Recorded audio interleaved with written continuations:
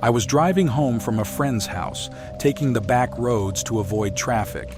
It was around 1 a.m. and my fuel gauge was dangerously close to empty. Luckily, I spotted a gas station up ahead. The neon sign flickered weakly, but it was open, and that's all I needed. I pulled in, relieved to see the place was deserted. No other cars, no people, just me and the quiet hum of the gas pumps. I stepped out of the car and started filling up, enjoying the cool night air. As I waited, I looked around. The gas station was old, the kind that probably hadn't seen a renovation in decades. The lights were dim and the windows of the small convenience store were covered in grime. Everything felt off. That's when I heard it. A faint rustling sound, like something moving in the shadows.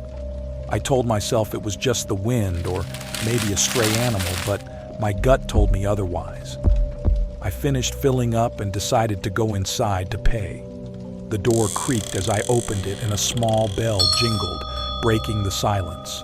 The store was empty, just as I expected. But there was something unsettling about it.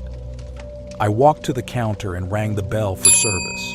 No one came. I rang it again, and that's when I noticed the door behind the counter, slightly ajar. A dim light spilled out from the room beyond. I leaned over, trying to see if anyone was back there. "Hello," I called out, but there was no answer.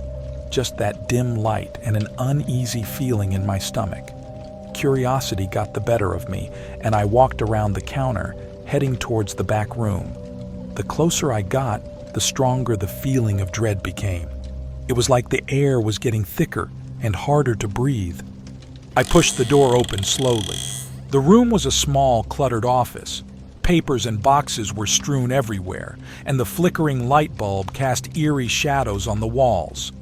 Then I saw it. A figure, hunched over in the corner, partially hidden in the shadows. My heart skipped a beat. "Hey, are you okay?" I asked, my voice trembling. The figure turned slowly and I felt a chill run down my spine. The face was pale, gaunt, with hollow eyes that seemed to look right through me.